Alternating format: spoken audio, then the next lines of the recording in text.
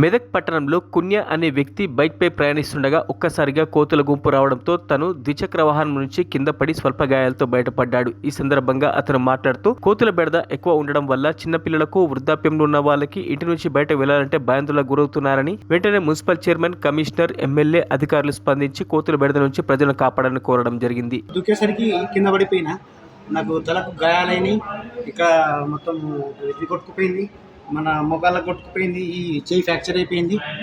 ఆ తర్వాత ఏంటంటే ఈ స్కూల్కి వెళ్ళే పిల్లలకు కూడా నర్సరీ నుంచి 10th క్లాస్ వరకు కూడా పిల్లలు కూడా బాధపడుతున్నారు సార్ పాపము.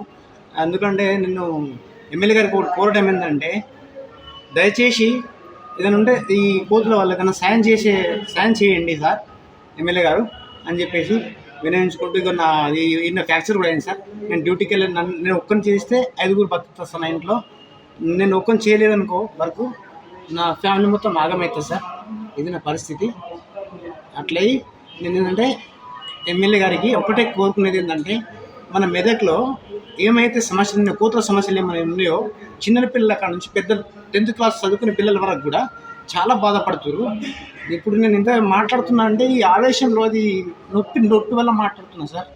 నాకు అంత బాధ అనిపిస్తుంది కాబట్టి మాట్లాడుతున్నా సార్. నేను ఇక్కడికి వెళ్ళి కోతుల బాధ కొద్దిగా తగ్గించుకోవాలి అంటే ఏదైనా ఒక ఉపాయం కలిగించి మెదక్ల కోతుల బిడత నుంచి కాపాడాలని కోరుతున్నారు, అంతే కదా. పిల్లలు కూడా స్కూల్ వెళ్ళలేని పరిస్థితిలో ఉన్నారు సార్. పిల్లలు మళ్ళీ వృద్ధాప్యంలో ఉన్న వాళ్ళకు కూడా ఇబ్బంది అవుతుంది, ఇంటి నుంచి బయటికి రాలేకపోతున్నారు.